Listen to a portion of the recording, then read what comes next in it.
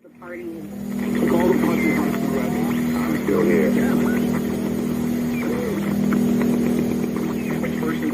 negative impact of population growth is becoming appallingly evident. Heirs to an oil fortune join the divestment drive. In a highly symbolic gesture, the Rockefeller family will sell off its assets linked to fossil fuel companies. A slump in global oil prices has Saudi Arabia rethinking its near total dependence on oil revenue. We should be focusing on it, and we should be curbing our appetite for carbon-intensive products and services. But the problem is it's got a lot of room for debate. Obviously, the Rockefellers are making this move as an environmental one, but also from an investment standpoint, this also makes plenty of business sense. You can't simply carry on business the way you're doing it now. There is a price to carbon in their future. What do you see as the biggest challenges in conservation? The growing human population.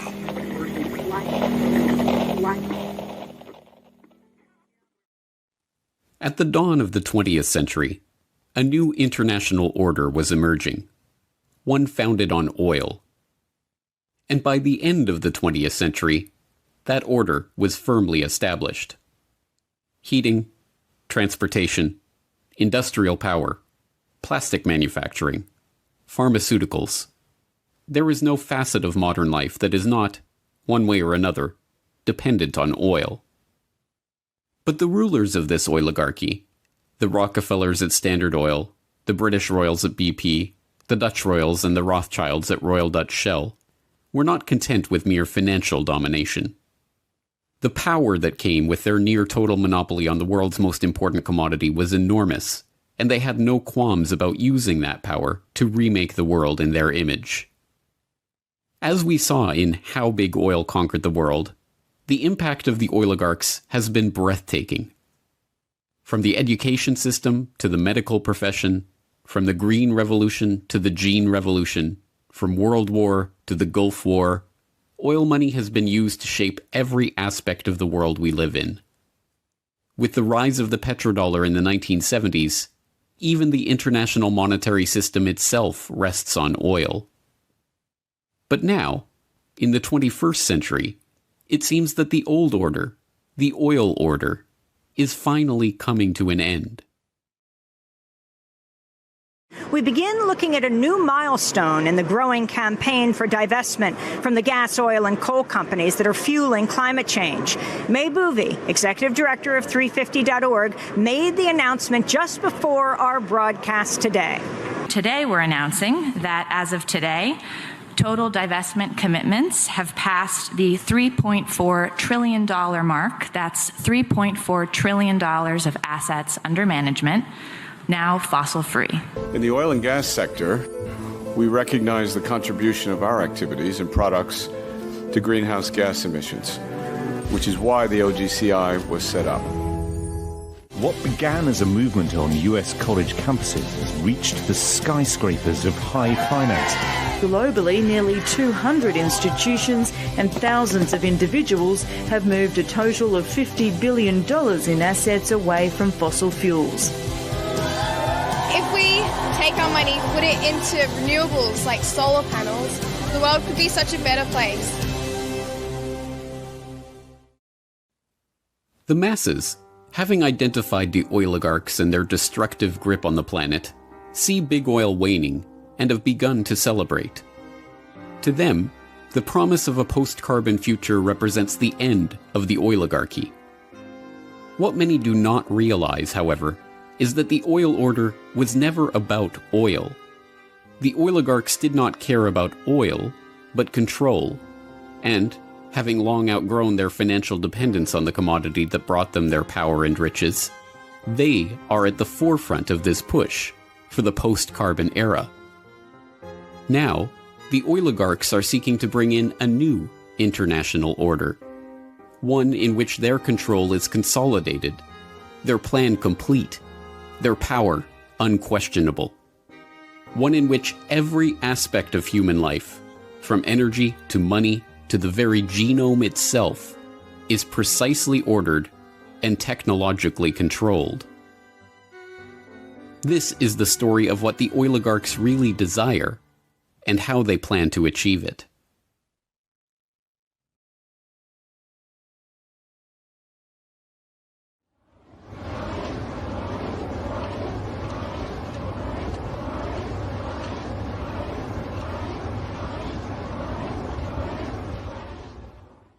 Dhaka, 1963.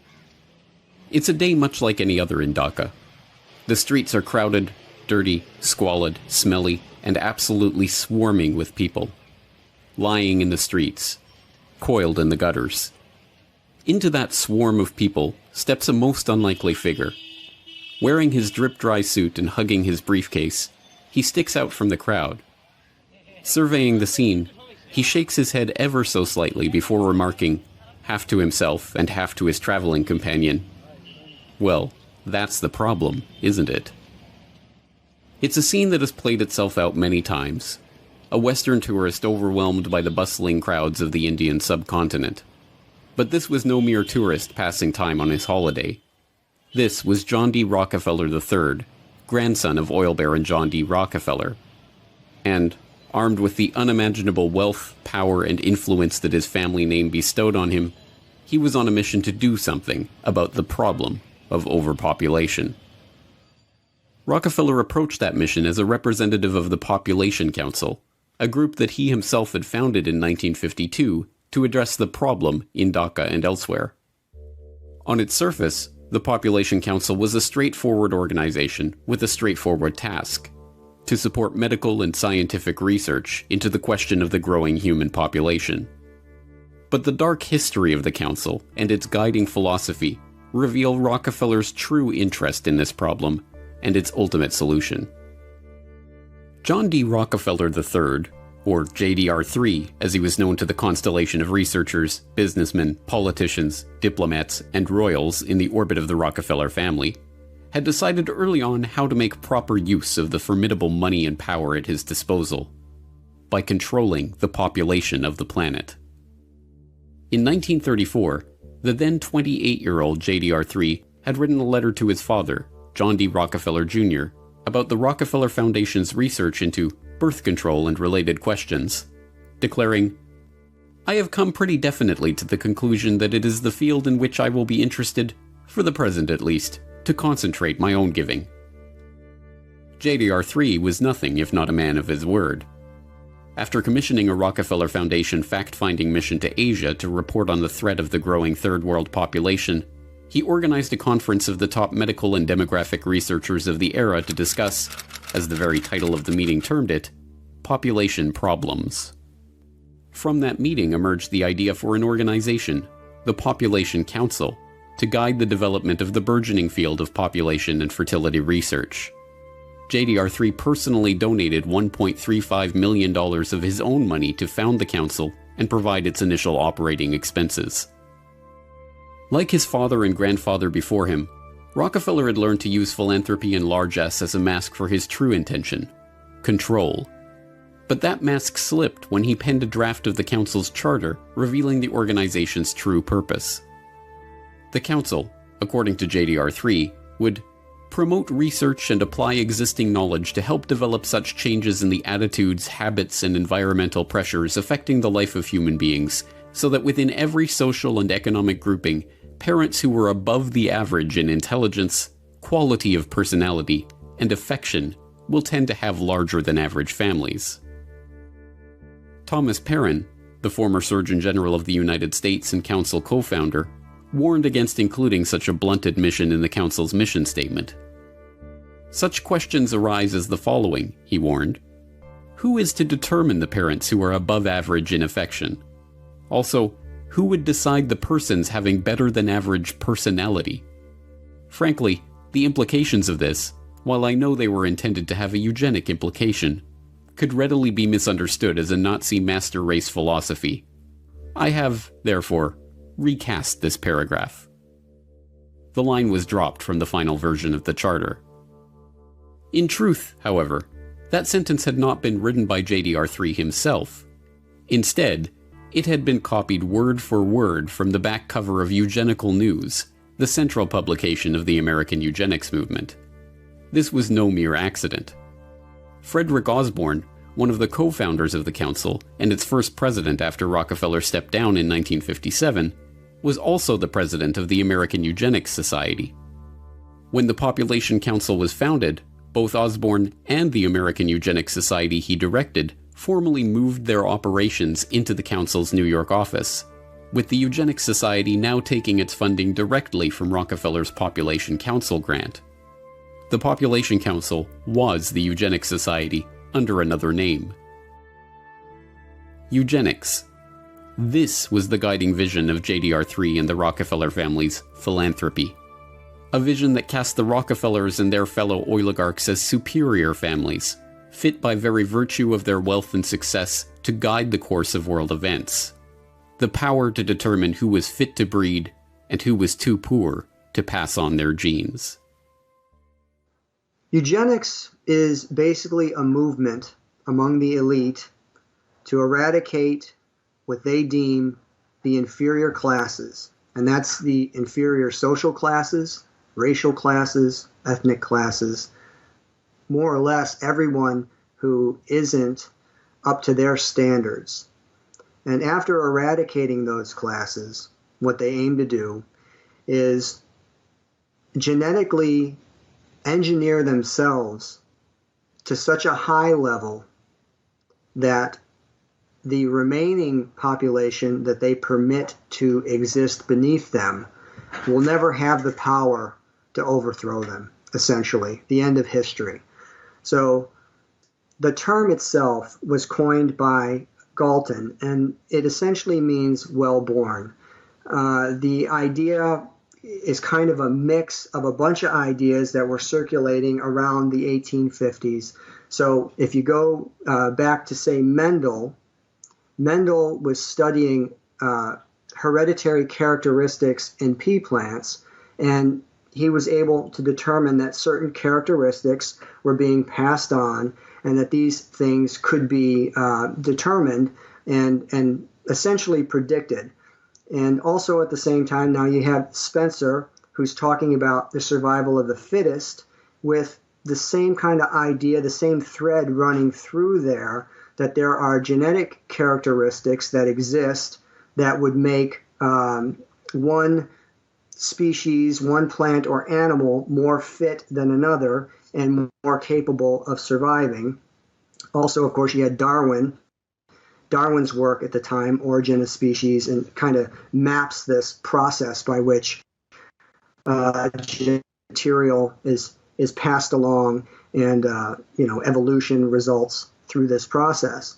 So Galton is essentially taking all of these ideas, and he was kind of known for observing and identifying patterns. And what he essentially did was started to come up with this concept, this idea that through studying human characteristics, they could, if they chose to, breed superior human beings.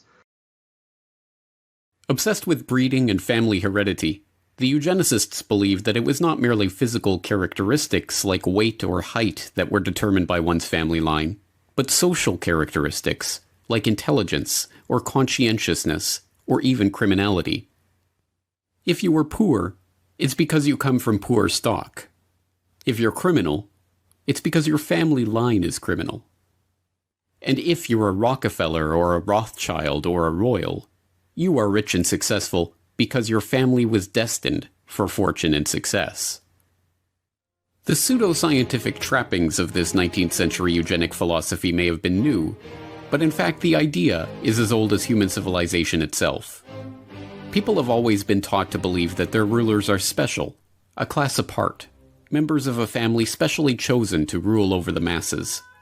Whether literal descendants of the gods, like the pharaohs of Egypt or the emperors of Japan, or members of families specially chosen by God to reign over their kingdoms, like the monarchs of Europe, the right to rule over others was something passed down through family trees. The commoners, meanwhile, knew their place. Not being born of royal blood, they entered the world as serfs, worked the land for the benefit of the noble class, and, if they were lucky, had children of their own to repeat the cycle for another generation. But the breakdown of medieval feudalism gave rise to a newly wealthy merchant class. The development of the scientific method challenged centuries of religious dogma. The spread of Enlightenment philosophy led to the toppling of monarchs and the rise of democracy. and the Industrial Revolution paved the way for the rise of the robber barons and the creation of vast new family fortunes. By the late 19th century, as the oligarchs in America and Europe began to consolidate their wealth, a new justification for elite rule of society was needed. One that discarded with outdated appeals to supernatural order and seemed to rest on a bedrock of science. An idea that could explain how nouveau riche upstarts like the Rockefellers and Rothschilds had risen to positions of prominence in society alongside the old royal dynasties of Europe. Eugenics fit the bill perfectly. The answer was in their genes. Well, I think this eugenic idea that comes about of survival of the fittest almost gives a scientific excuse for some of the most inhumane and horrific actions that have ever been journeyed by humanity and then manifested.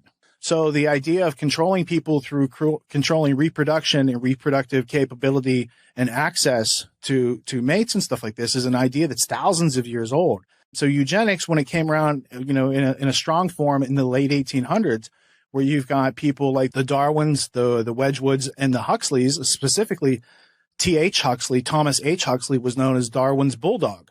So these ideas of eugenics really take on, a new life of their own at the end of the 1800s, and coming into the 1900s, these ideas were embraced by the same families that were these robber barons that were being funded by the Rothschild banking network. Also the Fabian Socialist Society, which again had a lot of the same movers and shakers as these people who were higher ups in the British Empire. So when it reared its head in the 1920s and 30s and these forced sterilization campaigns, whereas, if they felt that you had a low IQ or that you had some congenital disease that would be passed on, that you didn't have the right to marry and have children.